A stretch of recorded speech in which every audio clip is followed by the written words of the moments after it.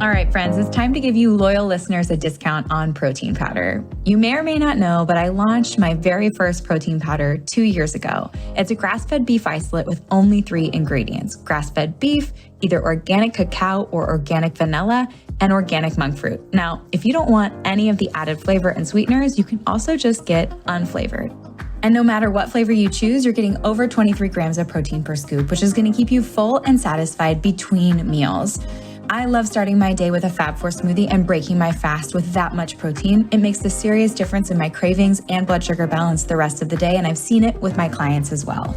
Now, I never thought I'd own a product company, but when I got pregnant with Sebastian, I realized the majority of protein powders were chemically extracted or enzymatically extracted, and I wanted to use heat and water only.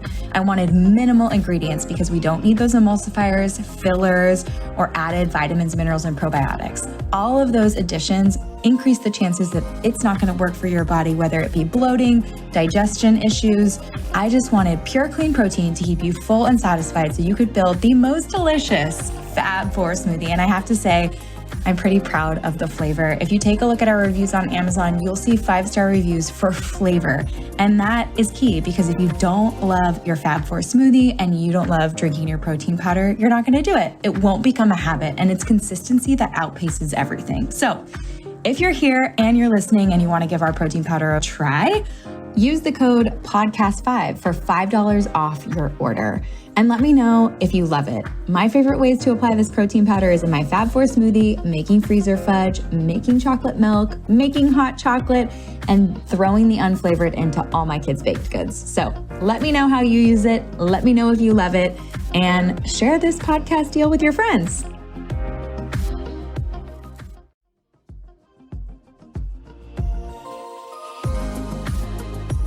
Dr. Tyler Jean is a former Division I swimmer and a recovering perfectionist. He embarked on his medical journey after becoming frustrated with the medical system and having his own share of health issues, including generalized anxiety, asthma, eczema, and ADHD. After spending several years in both laboratory and clinical research, he decided to pursue a career in clinical care, one that took an integrative, holistic, and preventative approach to medicine. He shares his passion for wellness, human optimization, and delicious real food with over 250,000 followers at functional.foods. He's a great follow and a great guy. So let's welcome Dr. Tyler Jean to the show.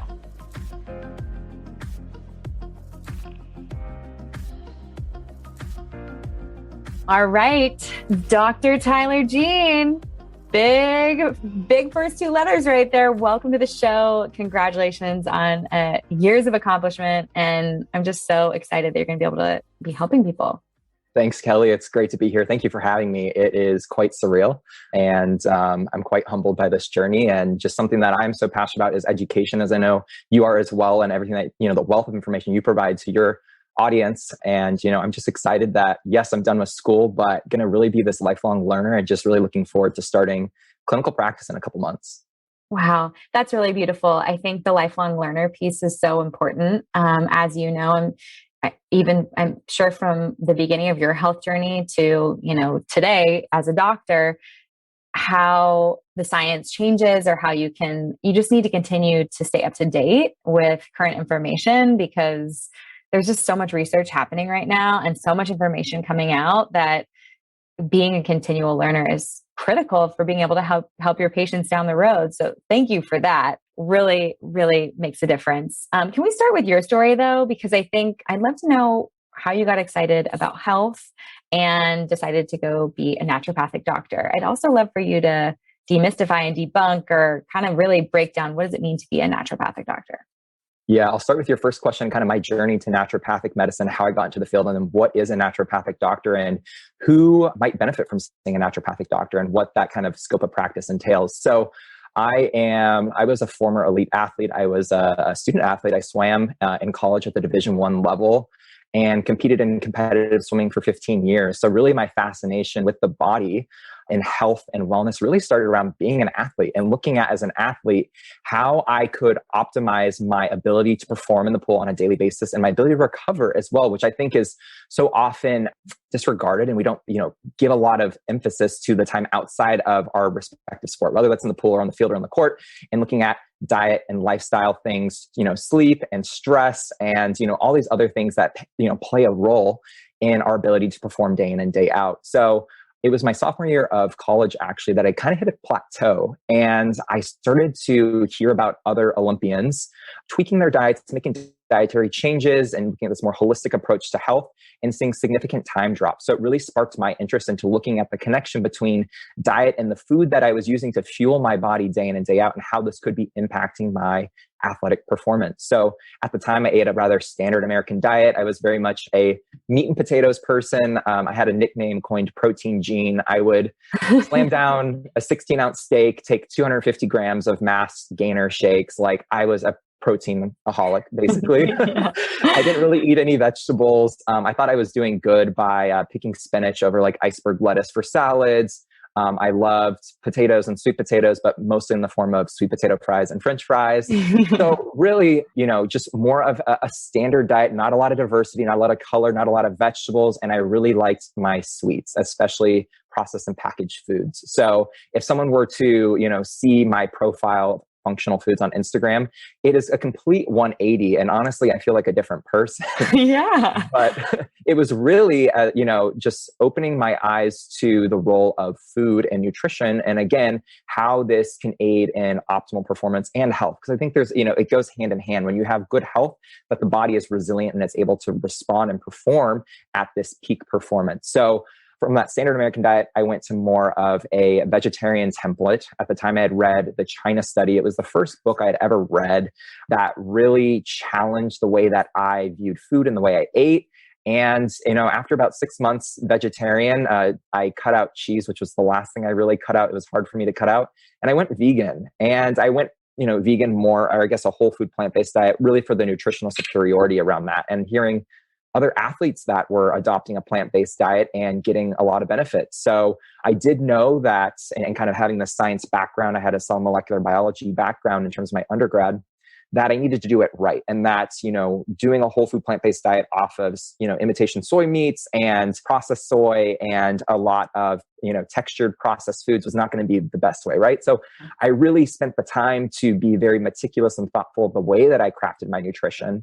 And I actually felt really good the first probably 13 months that I was plant-based. But after about 13 months, there was like a switch that hit. And at the time I was swimming really well. But there was so many different things kind of leading up to my last year of school, and certain stressors and relationships, and kind of just like this perfect storm where my body kind of just gave out in a way. And I was like, what's going on? And really, it was kind of like I was overtrained is really what it was. And really the quality of the food that I was consuming and the amount of protein that I thought I was consuming that was good really just wasn't enough for my body. And so kind of reflecting back on that experience too, just realizing that, this worked really well for me for a little bit, but it didn't really work for me anymore. And that it had a lot of mental resistance for, I would say, a good 5 months before I actually opened my mind to changing and adding back in animal-based products, because I really outsourced my trust in a lot of these other outspoken thought leaders in the plant-based community, Dr. Esselstyn, Dr. Michael Greger, Dr. Campbell, and really, letting them in a way dictate that this is the best diet for everyone. And I really held on to that. So I had a lot of resistance actually, like reincorporating animal foods, and felt a lot of guilt. So, but ultimately, through this whole journey, I did start incorporating eggs and fish, and I did feel so much better. My energy came back and I was sleeping better. I wasn't getting as chronically sick, which is something that I was noticing when I was kind of on this, strict plant-based diet. And really, I would say the last thing I'll say is just kind of, I got to this point where I was taking all these supplements. I was taking zinc, I was taking B12, I was taking a B complex, I was taking vitamin D. I was doing all these things. And I'm like, this is silly, because I have always had this kind of like foundational principle, like food first, like get it from whole foods first, and kind of like food as a package, it comes in synergy. So I was like, why am I supplementing so much when I could get this from food? And so it just really challenged me to kind of listen to my body actually, as opposed to listening to what other people said would be best for me, and realizing like, wow, I feel so much better with the inclusion of some animal product. But really from that whole journey, learning that, what works for one person doesn't necessarily work for another. What worked for you in the past may not currently work for you. And I ultimately learned to love to cook. Before that, I didn't cook. And so now it kind of like brought on this passion to start Functional Foods, which really was a recipe account on kind of my journey to a vegan foodie and veganizing a bunch of foods in terms of recipes. But then it learned more into empowerment and education, because I understand there's nuances around food, and everybody responds a little bit differently because we're all biochemically unique, and there's certain factors that influence our ability to tolerate different foods. So in a journey, that is my nutshell on how I got here today. I love it. I love that you're so vulnerable and transparent about that resistance that happens, and that even just saying that something that might work for someone right now might not work for them in the future, or just being attuned and listening in, and not just taking thought leaders in the space as, they're like not a prophet when it comes to how you should be eating. It really is, on you to decide what works for you and what doesn't. I love that your account is so empowering and so educational. I think it really does go into a lot of the nuances if you share a lot of research and a lot of science. And so that's why I want to go back to my second question, which was, what is a naturopathic doctor? Because I think people assume that there might not be the type of science if you're not using an MD or something like that. So can you go into your education and exactly what it is? Because I would just love if everyone saw a naturopathic doctor. Yeah. How familiar are you with naturopathic doctors, Kelly? I have had a couple on the show, but I normally work with functional MDs. Yeah. So I can talk about the differences between functional medicine and naturopathic medicine. So great question. So it was kind of through that whole health journey and really looking at food, this aspect of food as medicine, and really believing that food can be healing, that I wanted to go more of an unconventional path. At the time I was pre-medicine or pre-med. And I felt rather discouraged that, our conventional medical model largely ignored diet and lifestyle interventions in the prevention and treatment of disease. And I really did believe that food, while it's not the end all be all, it plays a pivotal role. It really does in terms of the food that we're eating on a daily basis. And so at the time, I actually started to dabble in research. I did molecular laboratory research in neuroscience, and then I got into clinical research with type 1 diabetics. And that was a really cool experience too, because it was kind of in the intersection of clinical research, metabolic health and endocrinology, but also biomedical engineering. And so the development of an artificial pancreas system for people with type 1 diabetes. And so that was a really cool experience of applying systems-based biology and seeing it actually play out and looking at physiological markers in people with type 1 diabetes. And just realizing that whole experience just catalyzed for me is like, I want to be in clinical care. I want to work with people. I enjoy that interaction. And so then it was, kind of like, okay, but what type of field do I want to get into? I was thinking about getting a master's in nutrition and then maybe going the standard MDDO route to be a conventional medical doctor. And then I had this opportunity from a naturopathic doctor that reached out to me actually and asked if I wanted to be a teaching assistant at my alma mater. And I said yes, and it was all on nutrition. And she took a very holistic approach to it. And in one of her emails, she signed ND, Dr. Kendall, ND. And I was like, what is an ND? What is a naturopathic doctor? So I looked into it. And when I had read into it, it was like instantly, it was like this feeling that I knew exactly what I wanted to do with for the rest of my life. It was the most gratifying feeling.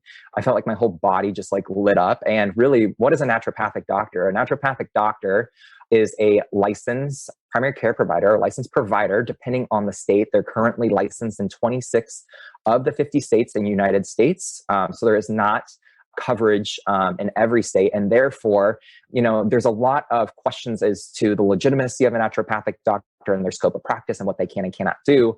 But on the West Coast, I would say that naturopathic doctors are more well recognized. They're more accessible, which maybe they're not in other parts of the country, especially the East Coast.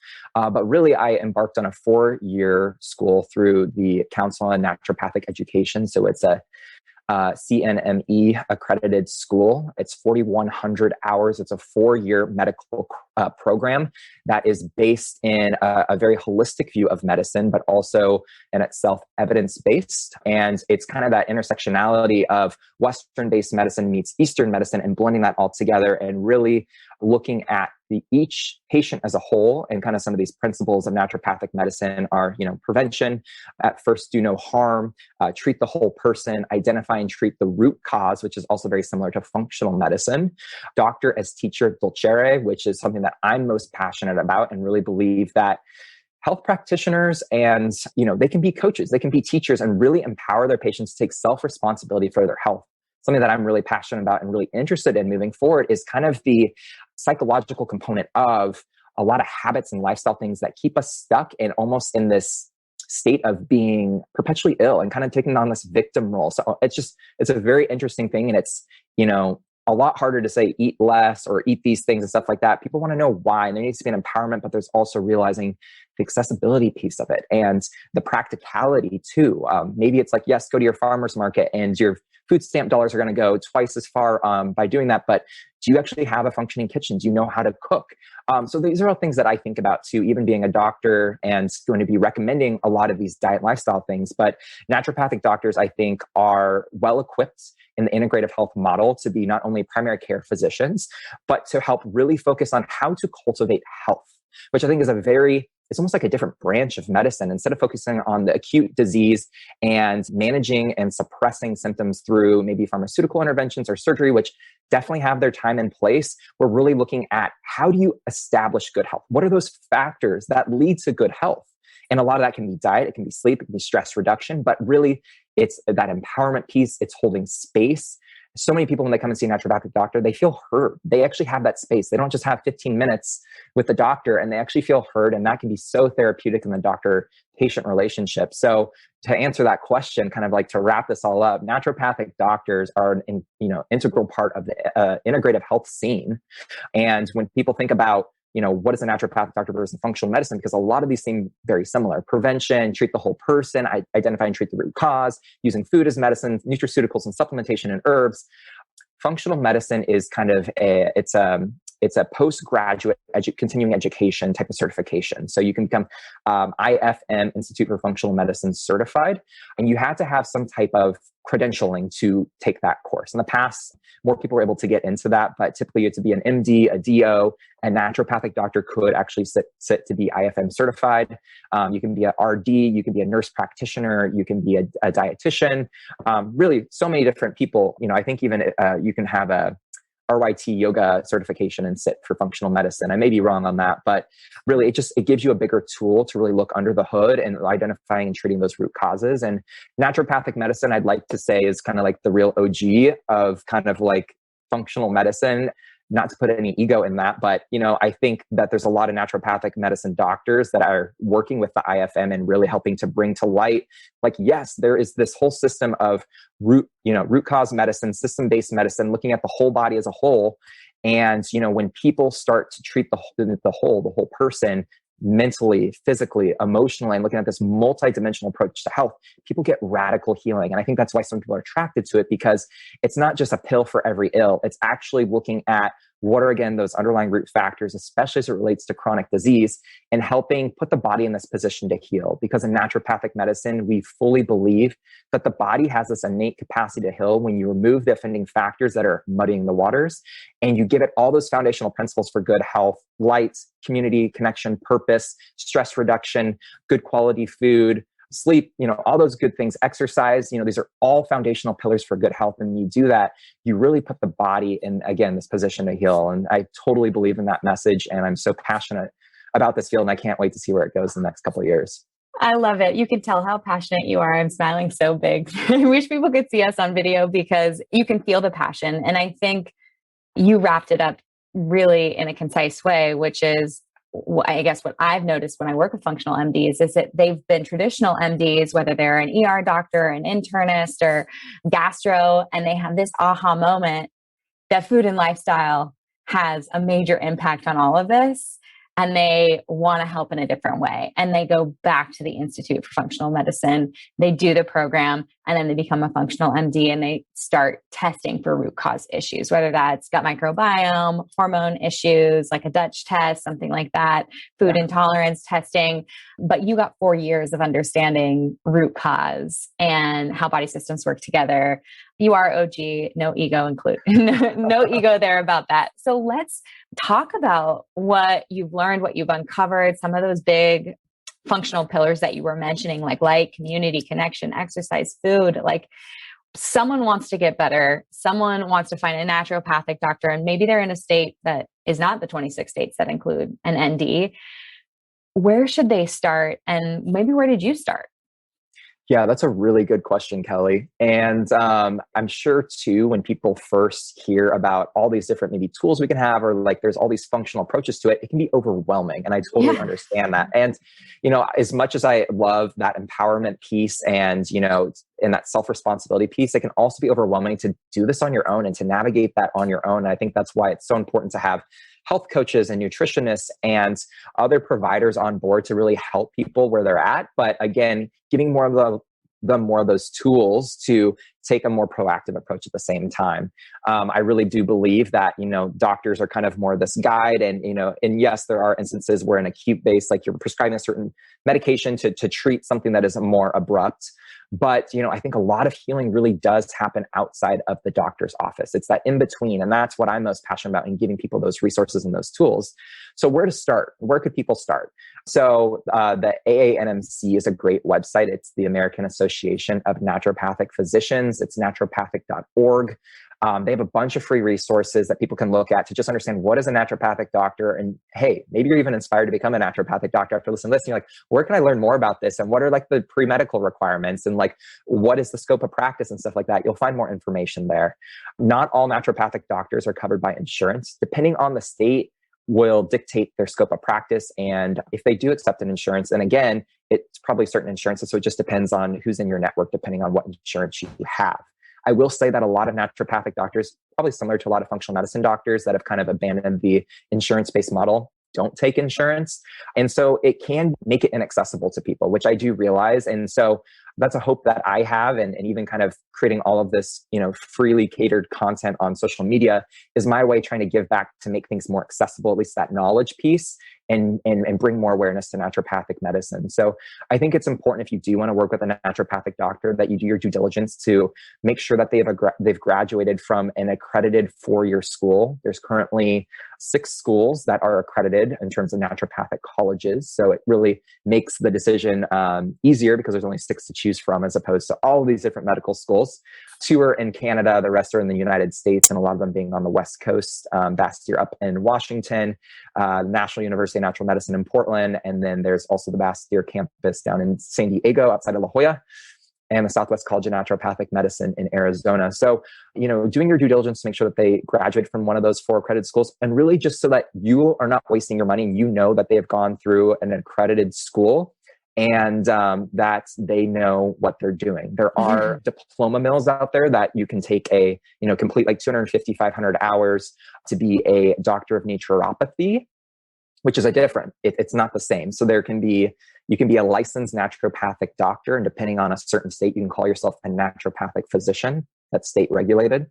But also there are doctors that go through these diploma mills. They get, 250, 500 hours, and they can call themselves a doctor of naturopathy, which is not the same. And typically they will get a board certification and calling themselves a board certified naturopathic doctor. And again, that is not the same thing too. So if a doctor, we are not board certified, we are licensed. We are licensed providers to actually practice medicine. We don't really have board certifications outside of pediatrics, oncology, and endocrinology. There are special a process to get a board accreditation and a FABNO and something like oncology. But in general, you're looking for a licensed naturopathic doctor. So what you can do is search for their NPI number. It's a National Physician Licensing number. And that will allow you to know that they are licensed, that they typically went to a 4-year education, or just go to their website and check out their About Me page and see where did they get their 4 years of accredited training. And so I just think that's so important. I wanted to play that caveat because while I think there are really smart individuals out there and thought leaders that have, more of the DNM designation, they may have not gone through a 4-year medical program. And I just want people to be aware of that and spend their money wisely. No, I mean, it would take someone so much time to even understand. I'm sure when you were going back to school, that's the hard part with so many online programs and schools out there that it's really hard to differentiate. Well, how much time did they spend actually learning what they need to know to help me. So I really appreciate that. We'll make sure that all those links are in the show notes and people can find them in the list of schools so they can kind of do their due diligence and find someone that spent the time to do the work like you. So let's say, again, they're not in the 26 states. They want to start changing their life. It is this period of time outside of the doctor's office. You've given them the recommendations. It's them doing the work on their own. What pillar do you recommend people start at, and how do they start to make radical changes in their life for radical healing? Yeah. So I think some of those important pillars are, let's start with each of the pillars, I guess. With diet, I think taking a step back, the 8 years I've studied really in-depth nutrition, and I could love to get into the weeds and all the nuances, but really it all comes back to just really eating more wholesome, nutrient-dense food. So how can you eat more whole foods, unrefined, unprocessed, unpackaged foods, and really think about how you can incorporate more diversity, more color. So polyphenols, antioxidants that you're going to find in fruits and vegetables. I encourage people to try to eat seasonally as well. Maybe they see a certain item on the shelf that's a fruit or a vegetable that maybe they're not accustomed to. Pick it up for that day, Google some recipes online to see what you can make with it. But I think it's going to add more of this curiosity to how they can incorporate different foods, and again, increasing diversity. So that would be first and foremost, just focusing on more whole food and less refined packaged processed food. And it's not a all or nothing, right? But again, how can we eat more whole, unadulterated, nutrient-dense food? Nutrient density first. I love that.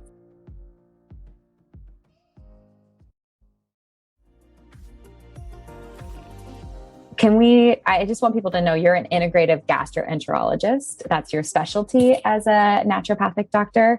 So I'd love to go a little bit deeper on the diet and gut health. Let's go down the rabbit hole of nutrient-dense, cellular, fiber-packed foods.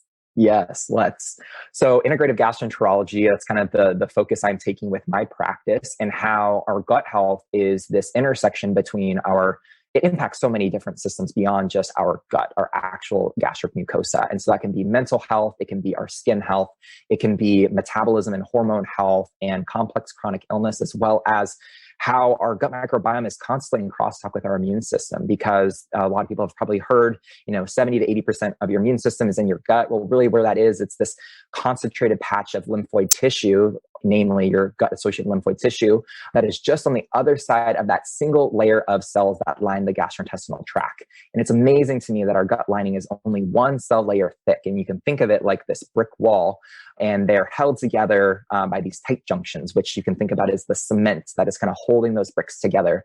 And a lot of disease can stem from this phenomenon of that has gotten pretty trendy, but it's important to realize, which is leaky gut. In the medical literature, if you were to look into it, it's coined intestinal permeability or hyperpermeability. And really that is going to be this portal to more systemic inflammatory conditions. So if we're thinking about root cause medicine and how does our gut health really impact all these different organ systems, where it's like, I'm depressed, or I'm anxious, or I've been dealing with chronic hives, or I've been dealing with, or my hormones are out of whack. Like, how does my gut play a role in that? And it all kind of comes back again, and it comes back to breach and gut barrier. It comes back to the gut bugs. And so, when it really in integrative gastroenterology, we're taking an integrative approach. So what I mean by that is I'm using the best of Western medicine and having all of those modalities, and have prescription rights too as a naturopathic doctor to prescribe if I feel that is necessary. But I can also focus on the diet piece. I can focus on supplementation and lifestyle things, and things that I think we often undermine too, that are so important with the gut microbiome and the integrity of our gut. And that is mindfulness-based stress reduction techniques. So again, thinking about the gut-brain connection, which we can go into. But to answer your initial question, you asked about the food. So how does food impact our digestive system? So being so passionate about nutrition, it's like, well, the gut is where digestion and metabolism takes place. So really everything we're eating is dependent on the strength and integrity of our gut health. And you probably, I'm sure you talk about this with all of your clients as well, is that in a way, like, yes, we want to eat more nourishing whole food choices, but if we don't have the digestive strength to break that down, or we have, absorption issues, if you can't absorb and assimilate those nutrients, like, we need to take a step back and ask why, and we need to address that. And I feel like naturopathic medicine, we have so many tools to support that. Again, with mindfulness-based stress reduction techniques, you can look at cognitive behavioral therapy and neurofeedback and stuff like that too, to kind of help address maybe, individuals that are in the sympathetic arousal that can impair our parasympathetic nervous system, which is responsible for digestion and rest. but also looking at the role of diet because it plays a really big part. So people that I would see are people with, chronic digestive complaints. Maybe they've been diagnosed with IBS. They have Crohn's or colitis. They have SIBO. They have small intestinal fungal overgrowth. They have parasites. They have eosinophilic esophagitis. They have all these weird things, or mast cell activation syndrome, that it's like conventional medicine doesn't have a lot of answers other than to give a prescription to kind of stop whatever that symptom is. But really taking a step back and be like, what is the body seeing? Where's the bump in this road? And you look at that timeline in functional medicine where things went off kilter. And a lot of the times when I work with people with chronic conditions, chronic inflammatory conditions, there is almost always a gut issue. Either they're always constipated, they have alternating constipation, diarrhea, they're bloated, they have indigestion, they have heartburn, they have abdominal pain, right? So we have to go back to focusing on the gut and then thinking about why is the body responding the way it does? Because I believe, and kind of that philosophy of naturopathic medicine, the body isn't making mistakes. It is responding appropriately, and every symptom is a messenger. And the body is trying to communicate with us in a way. Instead of suppressing that, listening in and becoming more in tune with, when it comes to food, the food choices we're making. And so I often say to people, understanding how food affects you is like a superpower. So if I ever talk to somebody, I'm like, okay, you've been having these digestive issues. Are there any foods that you avoid? And they're like, yeah, I avoid dairy, or if I avoid gluten. Then I want to know why that is. It's almost like that question that I start with. Are there any foods that you avoid? Because people avoid them for different reasons. So understanding why that is, what type of symptoms flare up. Or maybe I'll ask some more targeted questions because I know these foods can be more problematic in certain subset of populations, but understanding how those foods can be playing a role in this inflammatory process.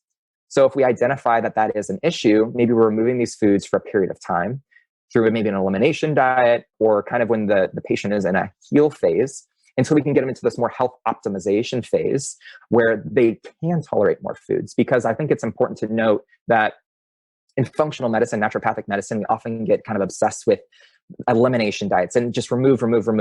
But really, our gut digestive tract is built towards tolerance. So we should be able to tolerate a wide variety of food, especially more in moderation. And there are exceptions, but in general. So if someone can't tolerate a bunch of different foods, my mind goes to, why have we lost tolerance? Where is the immune system so dysregulated that we have lost that tolerance? And how can we get that tolerance back? And so, with that too, it comes back to nourishing and catering to and safeguarding the gut microbiome, which I know we talked about earlier. Like, the research is rapidly evolving and kind of being that forever learner. And I think what almost complicates it, but is also so exciting at the same time too, is like we're learning more and more about how important these gut microbes play a role in our metabolism, our immune health, our hormone health, and really systemic health at large. And so there's a lot of nuances around that. So to kind of wrap this up, because I know it's a long answer, prebiotics and fiber are something that a lot of people focus on when it comes to gut health. And I will say, while they are the cornerstone to feeding the good commensal flora in our colon, which produce these postbiotics that help to engender good integrity to the gut microbiome in terms of the lining of the gastric mucosa and encouraging the selective growth of beneficial bacteria, these prebiotics can also be exacerbating in the context of overgrowth of bacteria. So again, these nuances, and just realizing that a recommendation of a general prebiotic or a general probiotic may not always be warranted. And I think that is, where we can get in trouble a little bit, where it's like these blanket recommendations, because if you do have small intestinal bacterial overgrowth, maybe adding highly fermentable fibers aren't going to be the best at this point, at least right now. Or if you have histamine issues, maybe there's some pathogens underlying there too, where it's kind of exacerbating those histamine issues, but you probably don't want to take a histamine-based probiotic too, because that could also make things worse. So again, while prebiotics and probiotics are kind of that cornerstone, I think that a lot of people think about with gut health, realizing that each individual is going to respond differently, and it's kind of based on the bodily terrain and the milieu is so important to recognize. I love that you're pointing out those nuances, because that is the perfect example of when people hear that prebiotics and probiotics and fiber are great, there has to be that caveat or that paragraph in the book that's like, hey, if you have small intestinal bacterial overgrowth, if you notice that you have hard, strong bloating of the stomach, the upper stomach immediately after eating, and you're like, maybe you should check that out. These are great tips. So if someone doesn't have access to get testing to find out if they have issues, whether it be a fungal overgrowth or bacterial overgrowth, what would your recommendation be, like generally, for someone who wants to support their microbiome and really proliferate it in a gentle and natural way? Yeah, that's a really great question. It really depends on, I guess, what type of symptoms they are experiencing. So I think that's important too, that we're listening into our body, what symptoms we're experiencing. Like if I'm having an apple and I get excruciating abdominal pain, like that's interesting. And I should listen into that. And so kind of being curious as to what message the body is trying to send, and just becoming more aware of how food is impacting us. For some people too, I think it can be as easy as thinking about the combinations of foods too, because sometimes people may be eating certain foods together and that could be triggering more bloating, or they feel indigestion. And so that's something to maybe tap into too, and they can start to experiment with in terms of food combining. And then on the other end too, really just thinking about too, how many of us are in this, overreactive fight or flight response? We're stressed. There's a lot that's on our plate. And just, I think an underutilized tool that we often forget about when we think about digestion is engendering more of that vagus nerve, that parasympathetic tone, this nerve that really innervates our digestive tract. And it's that connection between the gut and the brain. And just being more mindful around the food that we're eating, being present with the food that we're eating, chewing thoroughly every bite 20 times, kind of that aspect of saying grace before a meal, eating in the presence of loved ones, and kind of that community aspect. It's going to lower stress hormones. It's going to allow us to better break down that food and secrete those digestive enzymes that we need to break it down. It's going to stimulate hydrochloric acid, so the acid in the stomach that we need. And it's going to also help when we actually get in the kitchen and we're actually cooking our own food. We're smelling all those aromas and we're in the presence of loved ones. It's going to stimulate that cephalic digestion, so that pre-digestion. So again, it's really thinking about kind of how we can support the body. And it could be really as simple as just being more mindful around our meals, slowing down, taking time to actually eat, not being in front of a computer, eating in the car between appointments, which I know is a reality for a lot of people. And so do the best you can. But I have seen it make such a big impact when people are able to just take a step back, actually chew their food, and they notice such a big difference in their digestion. So that's kind of where I start with people, is just listening in. How do you respond to foods? Because as a doctor, I'm going to ask those questions, and some people have no idea. So maybe I'll have them do a diet diary or a diet journal after, to just kind of start to fill in the pieces of like, oh yeah, like on this day I had a excruciating migraine and it correlated with eating, bread today, which I don't eat a lot of. And maybe there could be this connection with some of this refined wheat that I'm eating, and this is causing some type of, migraine headaches. And so it just getting people more in tune with their body, so that they're listening in, and they can be involved in that visit, right? Because they are taking an active role in their health by being aware of how food can be impacting them.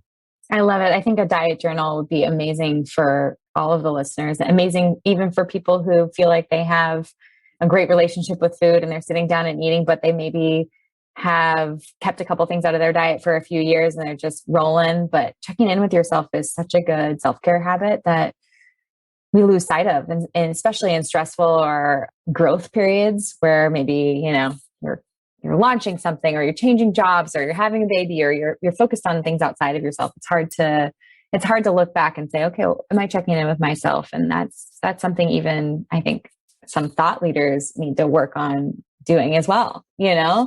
Absolutely. That's when we're creative. That's when we grow. That's when we learn. Like, that's such an important piece.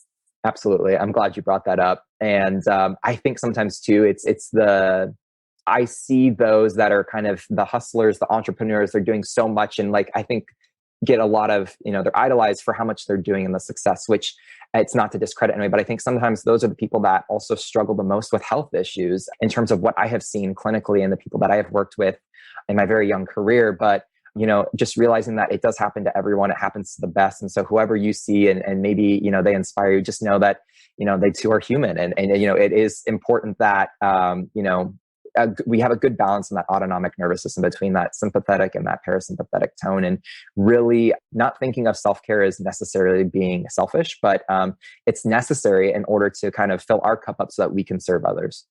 Well, Tyler, I think that you do the best job at taking care of yourself. And I love that you share your self-care tips on your Insta stories. And I get a little peek into your life. You definitely inspire me as a business owner and a mom and a clinician to take care of myself even a little bit better. So I would love to kind of go into some of your self-care, because I'd love to know, I know you do oil pulling and red light therapy, and you have sleep hygiene hacks. And these are just, some of these things may not be as difficult as changing your diet, which obviously we want everyone eating unrefined whole foods and cooking in their kitchen as much as possible. But these may be things that feel fun to add, or, only take a few minutes that can kind of change their day and their trajectory. So if you don't mind, I'd love to kind of go into some of the pillars like light and exercise and self-care tips that you have for yourself, because you're really good at taking care of yourself and it shows. Well, thank you, Kelly. I think it is so important, no matter how much you have on your plate. It's something that I've really learned. It's just important to take care of yourself and take a step back. And I've definitely been in a position where I've burnt myself at both ends and just, realized like, well, I've really taken a step back and haven't been listening to what my body needs. And it's kind of yelling back at me, and then just realizing like, okay, I need to slow down a little bit. And so it's a great reminder. And, our body is resilient though. So I will say that. But in terms of morning routines are kind of sacred to me. And once I start kind of establishing more of like when I get roots in, because I'm moving to California at the end of summer. Yay, come see me. So I'll be in Southern California. I haven't decided where yet, but yeah, when I get there, just getting a good routine. And the morning for me is it's always been kind of my time. And so it was difficult with school, where it was like, I had to be at school at 7:30 in the morning typically, and I'd be there for a full day. And it kind of just took away from me being able to kind of shape the morning up for what I want, but also realizing that is reality for most people, right? They have to show up to work at 8 or 9. So what are things that I do and I think are approachable to people that they can do in the morning to kind of just give themselves a little bit of love and nourishment and kind of that self-care time, but also helping them to start their morning off on the right foot. So you mentioned oil pulling. It's something that I love to do for kind of just oral hygiene. And oftentimes when we think about again, this naturopathic and functional medicine view of health, again, a whole systems approach, we often neglect our oral health and our oral microbiome and how that plays an integral role, not only in our systemic health, but our microbiome health. We often, we just talked about gut health, but if you think about it, your oral cavity is actually it's a continuation of your GI tract, right? It's the opening. So what is happening in the mouth can actually be superseding the GI tract in a way if there's kind of oral dysbiosis and contributing to underlying gut dysbiosis. So I am a fan of oil pulling, and I've adopted kind of this it's an Ayurvedic practice of swishing oil in the mouth. And typically it's 10 to 20 minutes. So it's long. It's not something that you just do for a couple seconds. And I actually really enjoy it. And I'll add some other goodies like some birch xylitol, or I'll add some vitamin C in there, and you can even add a little bit of stevia for some sweetness if you can't tolerate the tastiness. But typically and traditionally, it's done with sesame oil, unrefined sesame oil in Ayurveda. It's become really popularized with coconut oil. In the Western world, coconut oil is very cooling. So if you have more of this pitta dosha, so a lot of entrepreneurs have more of this pitta fire, workaholic type tendencies, coconut oil is very cooling. So it can be better fitted to pacify that dosha. Otherwise, sesame oil is more traditionally used. It is great for all doshas. So it's a tridoshic oil, but really you're just swishing around for 10 to 20 minutes. It can help improve oral hygiene. It can help reduce plaque and gingivitis, so inflammation in the mouth. And it can also be great to prevent dental caries. So prevent, not reverse necessarily. And it's just something that I feel like I'm doing for myself first thing in the morning after drinking a big glass of water, some minerals, and then I'll brush my teeth and I'll tongue scrape too. So just really thinking about that good health starts in the mouth. So that's one thing that I will do. Light therapy is also so important. I do have a red light therapy device, but I know it's not accessible, or it can be a cost hindrance to some. It's not necessary, but we have evolved around the sun and light, and we are diurnal creatures. So these light dark circles actually influence our physiology via our circadian rhythm. So the more we can abide and live in alignment with these light dark cycles, the better fine-tuned our physiology is going to be, and the better they're going to work.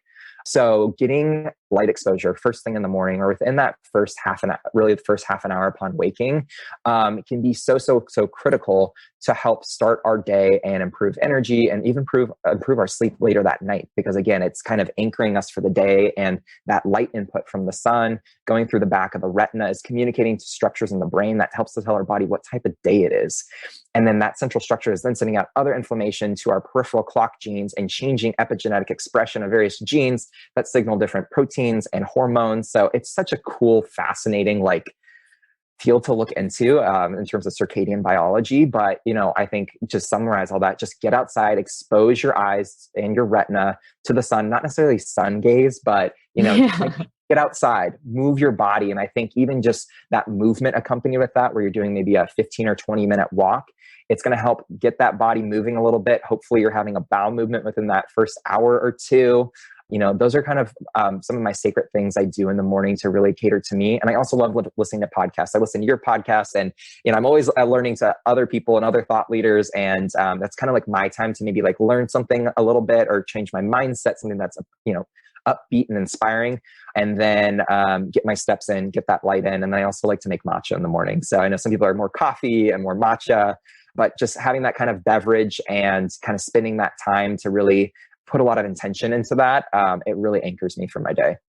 I love it. I love that you can get your podcast and your, light into your retinas through your morning walk. And it's efficient, right? But it also is just a great way to start the day.